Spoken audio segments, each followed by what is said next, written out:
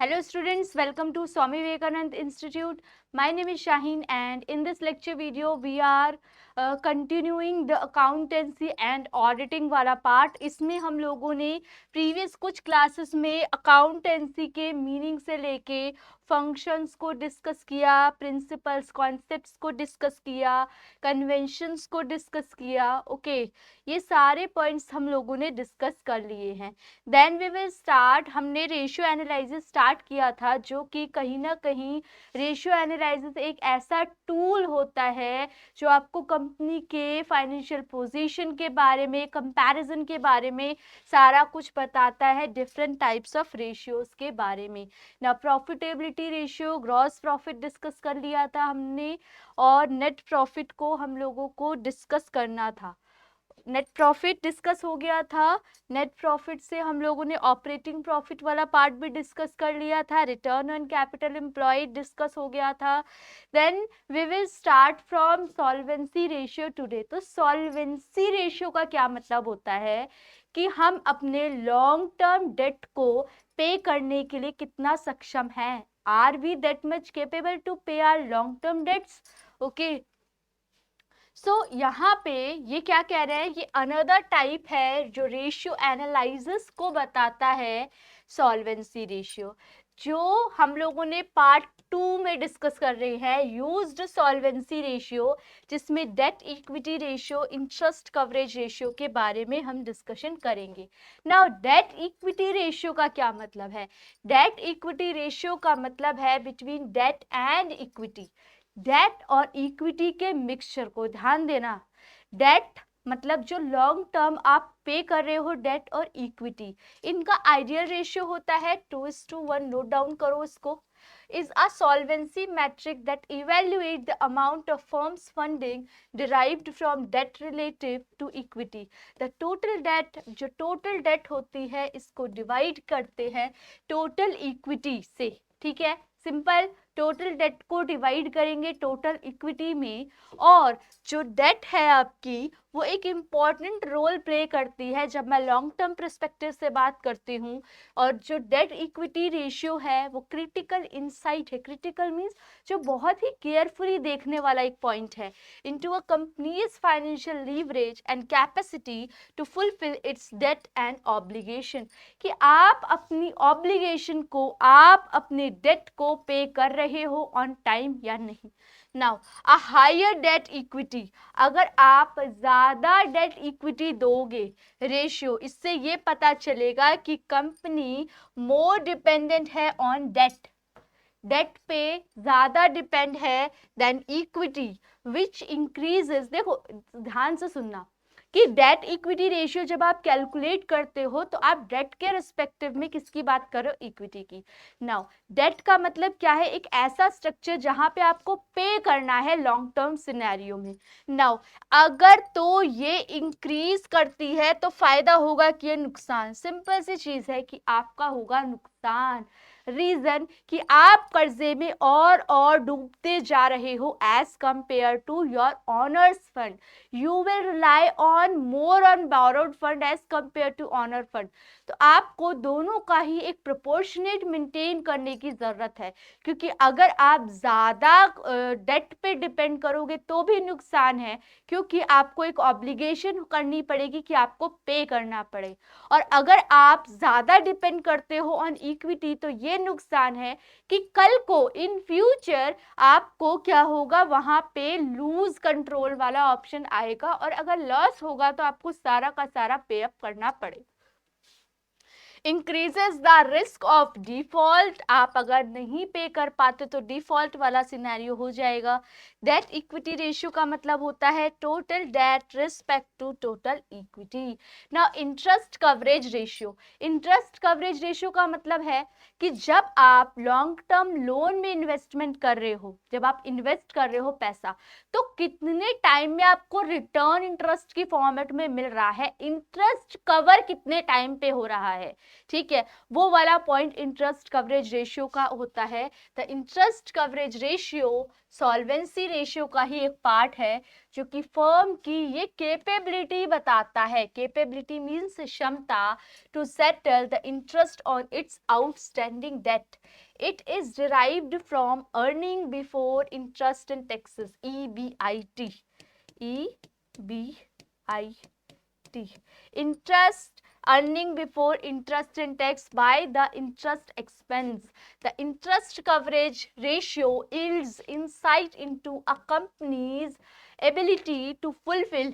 ये एक ऐसी क्षमता होती है जहां पे आप एक पे कर सको to fulfil its debt obligation, कि आप अपनी ऑब्लिगेशन, आप अपनी डेट को कैसे पे कर पा रहे हो। A greater interest coverage ratio, अगर इंटरेस्ट कवरेज रेशियो ज्यादा है, इससे ये पता चलता है that an enterprise is producing enough revenue, कि एंटरप्राइज इतने रेवेन्यू इनकर कर रहा है to satisfy its interest expenses, कि आप कम से कम इतना तो रेवेन्यू इनकर कर रहे हो कि आप अपने इंटरेस्ट एक्सपेंसेस वगैरह पे अप कर सको, and hence likely to fall behind on its date.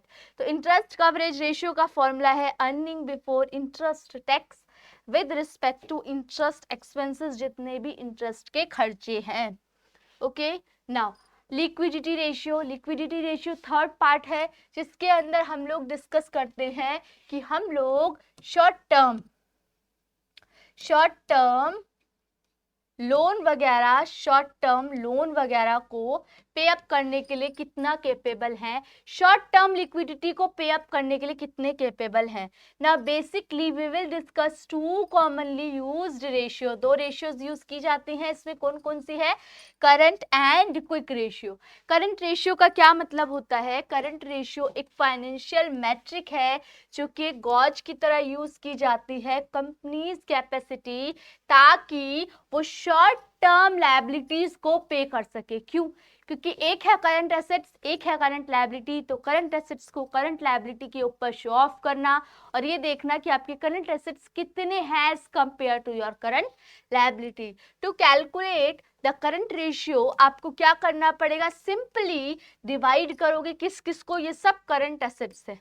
Cash हो गया, मार्केटेबल सिक्योरिटी हो गई, अकाउंट रिसीवेबल हो गया, और you can say trade receivable हो गया, ठीक है, बिल रिसीवेबल हो गया, स्टॉक वगैरह हो गया, इन्वेंट्री, स्टॉक, प्रीपेड, है ना। ये सारे जो हो गए ये आपके किसके पार्ट होते हैं, करंट एसेट्स के। इसको डिवाइड करेंगे करंट लायबिलिटीज के साथ। करंट लायबिलिटीज क्या क्या है बच्चों, बिल पेबल हो गया, ठीक है, ओवरड्राफ्ट हो गया, बैंक ओवरड्राफ्ट, और आप क्या बोल सकते हो, आउटस्टैंडिंग हो गया, है ना। ये सारे के सारे कहीं ना कहीं करंट लायबिलिटी में आते हैं। अब क्या सिनेरियो है कि करंट रेशियो के बढ़ने या घटने से क्या फर्क पड़ता है। करंट रेशियो अगर ज्यादा होता है, इससे पता चलता है कि मेरी फाइनेंशियल स्टेबिलिटी क्या है, सही है। फाइनेंशियल स्टेबिलिटी मीन्स पैसे को पे अप करने में, शॉर्ट टर्म पैसों को पे अप करने में मैं कितनी कैपेबल हूँ। Now suggesting the company has enough assets to offset its current liability. Current ratio का मतलब है current assets with respect to current liability, current assets के रिस्पेक्ट में current liability. Now the quick ratio otherwise identified as acid test ratio. Quick ratio को क्या बोलोगे, acid test ratio is another liquidity ratio that measures a corporation capability to satisfy its near term commitments. मतलब near term commitments का मतलब क्या है कि near term जो सिचुएशंस हैं उसको आप पे अप कर पा रहे हो कि नहीं कर पा रहे। नियर टर्म्स लायबिलिटीज है उसको आप टाइमली पे कर रहे हो कि नहीं कर रहे, by employing its most liquid assets. To calculate, ये रेशियो कैलकुलेट करने के लिए आपको ये सब ऐड करने पड़ेंगे, ठीक है। लेकिन इनके रिस्पेक्ट में स्टॉक या बोल सकते हो इन्वेंट्री, है ना, और प्रीपेड जो कि हम लोगों ने प्रीवियस में ऐड किया था उनको यहाँ पे ऐड नहीं करना, उनको यहाँ पे माइनस करना है करंट एसेट्स, क्योंकि ये करंट एसेट्स क्या है, ये टोटल करंट एसेट्स है।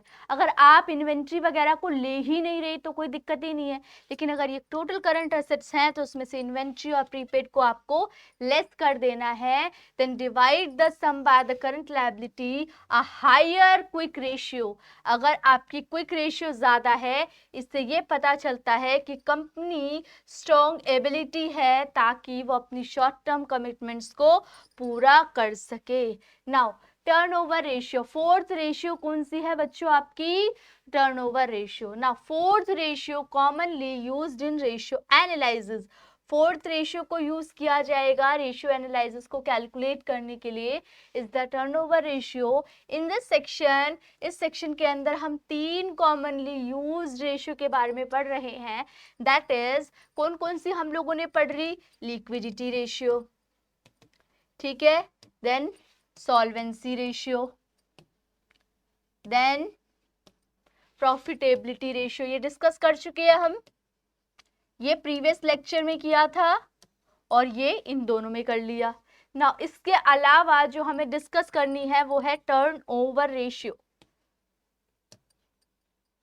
और टर्नओवर के अलावा एक और है जो कि अर्निंग के बेसिस पे कैलकुलेट होती है। Now fix asset turnover ratio और inventory turnover ratio, receivable turnover ratio, ये तीन टाइप की रेशियो है जिसको डिस्कस करेंगे। फिक्स असेट टर्नओवर रेशियो जिसको हम फैट भी बोलते हैं, fix asset turnover ratio fat के नाम से भी जाना जाता है। मेजर अ कंपनीज परफॉर्मेंस, ये कंपनी की परफॉर्मेंस को इवेल्युएट करता है, कैलकुलेट करता है। क्या कंपेयर करता है, ये इनकम स्टेटमेंट को कंपेयर करता है, इनकम स्टेटमेंट की कंपैरिजन होती है और ये कंपेयर करता है कंपनी के नेट सेल्स इनकम स्टेटमेंट को फिक्स असेट्स के साथ, फिक्स असेट्स टर्नओवर रेशियो। तो नेट एसेट नेट सेल्स को उनके एसेट के साथ कंपेयर किया जाता है जो कि बैलेंस शीट में से देखते हैं, और कंपनी की नेट सेल्स को इनकम स्टेटमेंट में से देखते हैं। इट शोज, ये दिखाता है how well the company uses property, कितनी अच्छी तरीके से कंपनी अपनी प्रॉपर्टी को यूज कर रही है। Plant and equipment, plant property equipment को कितने अच्छे से यूज कर रहे हो, यूज कैसे पता चलेगा, देखो एज कंपेयर टू आप इनका यूज करके कितना पैसा कमा रहे हो, प्लांट प्रॉपर्टी इक्विपमेंट, इनका यूज करके, इनको दे करके कितना पैसा जनरेट करते हो, ये आपका फिक्स एसेट टर्नओवर रेशियो कहलाता है। To generate sales, the fix assets balance is the amount of PPP minus the depreciation. जो आपका अमाउंट आएगा, जो फिक्स एसेट्स है, वो बैलेंस अमाउंट कितना आएगा जब हम डेप्रिसिएशन को उसमें से सब्ट्रैक्ट कर देंगे जो फिक्स एसेट्स का है। मतलब अगर आपको क्वेश्चन के अंदर फिक्स एसेट्स दे रखा है, उसमें से डेप्रिसिएशन माइनस करना है, दे रखा है, तो depreciation you have to subtract the depreciation वाला part.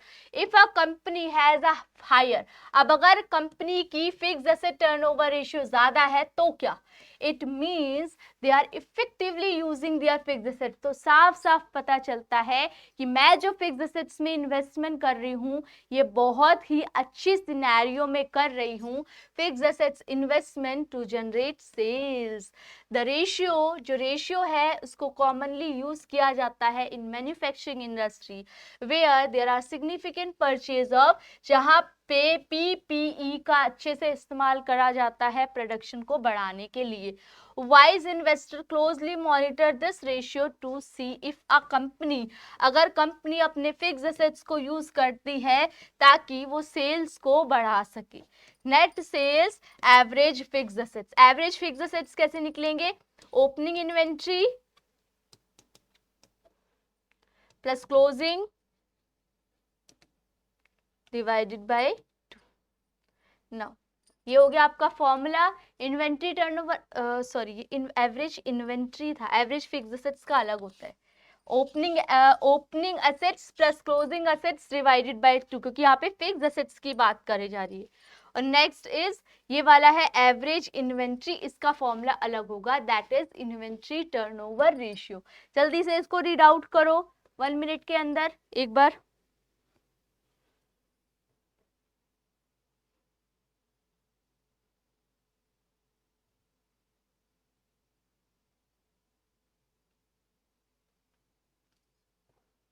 Done, okay. Now inventory turnover ratio आपको ये दिखाता है, shows how often a company sell and replace its inventory in a specific period. कितना जल्दी जल्दी आप इन्वेंट्री को सेल कर रहे हो या कितनी जल्दी जल्दी आप इन्वेंट्री को रीप्लेस कर रहे हो, दोनों चीजें बताता है। अगर इन्वेंट्री सेल ज्यादा हो रही है इसका मतलब प्रोडक्शन ज्यादा करने की जरूरत है, मतलब हमारा काम अच्छे से हो रहा है टाइमली बेसिस पे।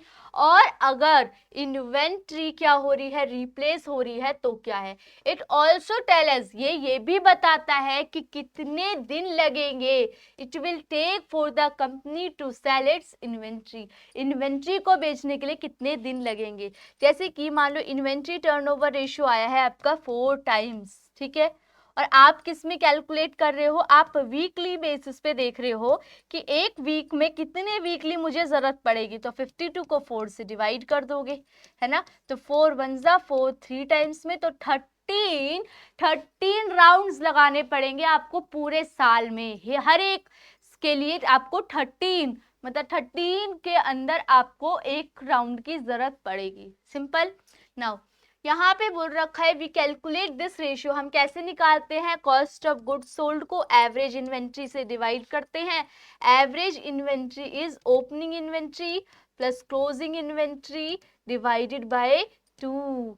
Now for the same period sold by the average inventory, a higher inventory ratio is better because it shows strong sales. To calculate the inventory turnover ratio company को जरूरत पड़ती है गुड इन्वेंट्री कंट्रोल की। But trekking this ratio, इस ratio को track करके company can make, company अच्छा खासा प्राइसिंग कर सकती है, मैन्युफैक्चरिंग कर सकती है, मार्केटिंग कर सकती है, परचेज कर सकती है, warehousing management decision. This ratio measure, ये रेशियो आपको बताएगी कि एक कंपनी अपनी इन्वेंट्री को अच्छे से हैंडल कर रही है कि नहीं। और other key performance indicators can also provide insight increasing sales or improving the marketability of the certain stock. आप किस तरीके से इन्वेंट्री मिक्स का यूज कर सकते हो ताकि आप बेस्ट पॉसिबल मैनर के अंदर अपना इन्वेंट्री को यूज कर सको। अब हमने एक पढ़ा इन्वेंट्री टर्नओवर, एक है receivable turnover.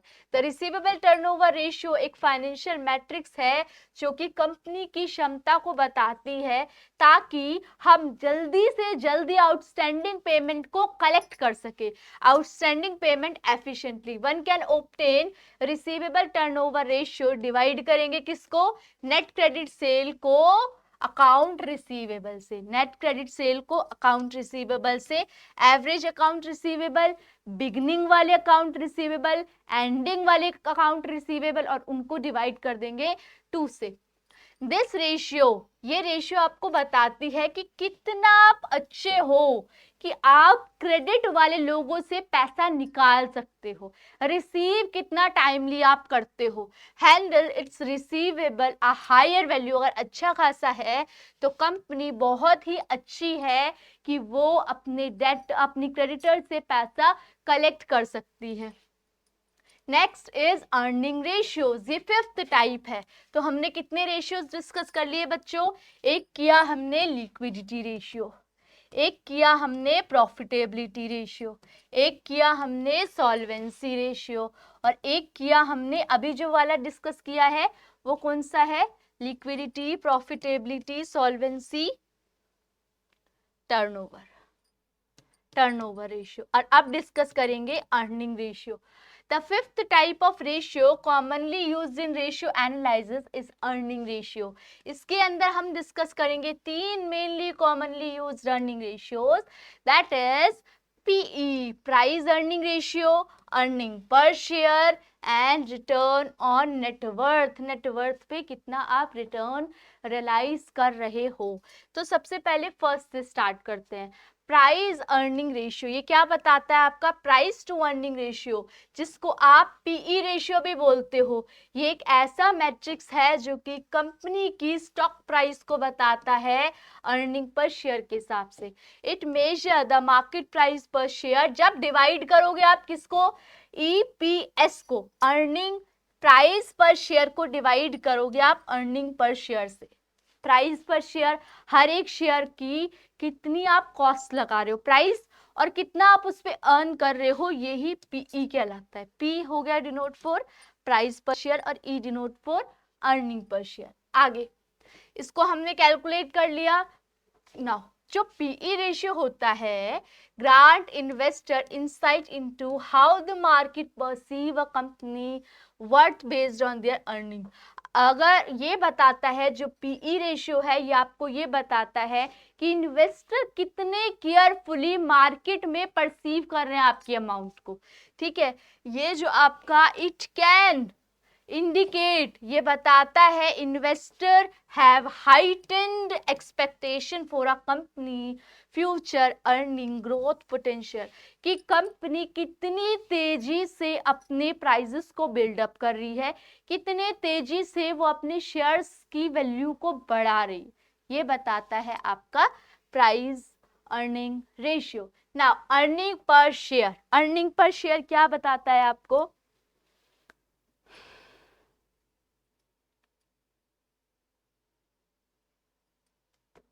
Earning per share क्या बताता है बच्चों? अर्निंग पर शेयर आपको बताता है हर शेयर के प्राइस को।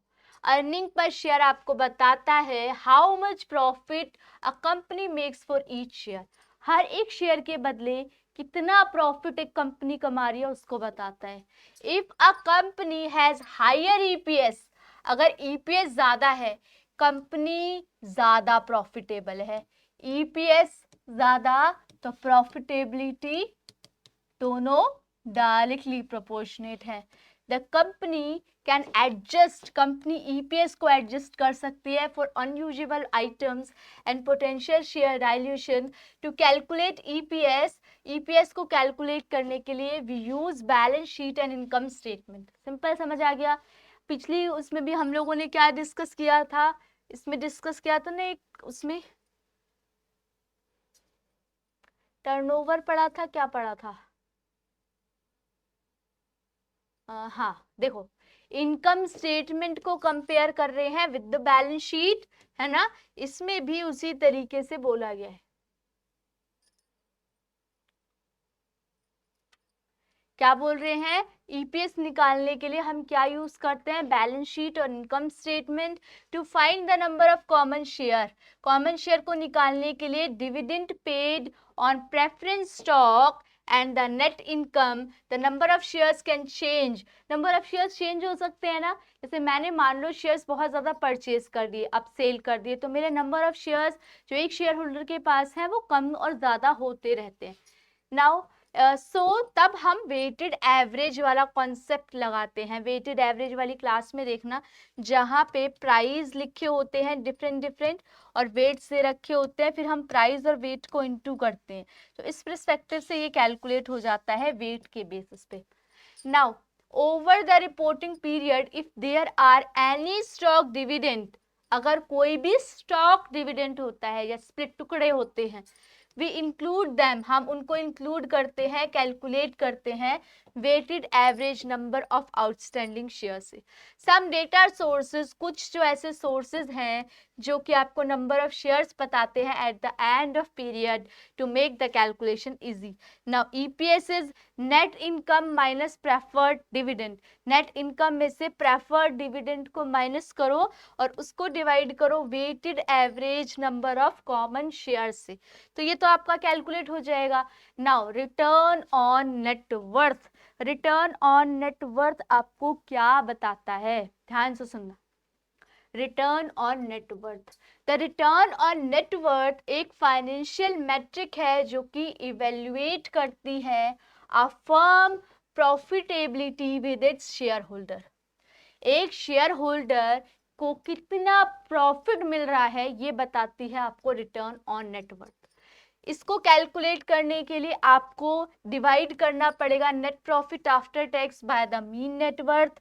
नेट इनकम जो कि आपकी नेटवर्थ है उसको एवरेज शेयर होल्डर इक्विटी से डिवाइड करना पड़ेगा।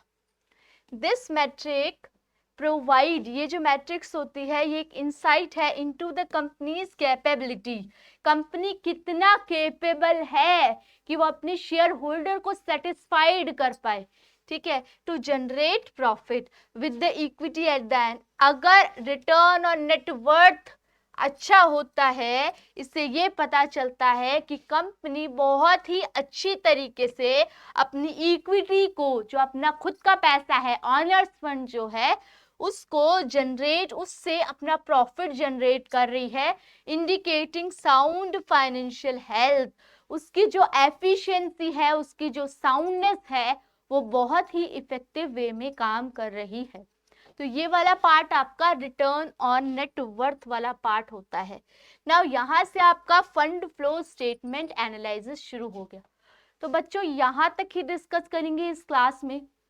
रीजन इज कि फंड फ्लो एनालिसिस एक पूरा पार्ट रहेगा जिसमें हम पूरा फंड फ्लो के बारे में बात करेंगे कि जो फंड फ्लो होता है वो कैसे कैश इनफ्लो की बात करता है, आउटफ्लो की बात करता है, और जो फंड फ्लो है वो कैश फ्लो से कैसे डिफरेंशिएट है। फंड फ्लो में हम कैश और एक्रूअल दोनों बेसिस पे बात करते हैं, मतलब कैश और क्रेडिट दोनों पे बात करते हैं, एक्रूअल बेसिस पे बात करते हैं, लेकिन जो आपका कैश बेसिस वाला होता है उसमें सिर्फ हम कैश की कैश फ्लो होता है उसमें हम कैश की बात करते हैं।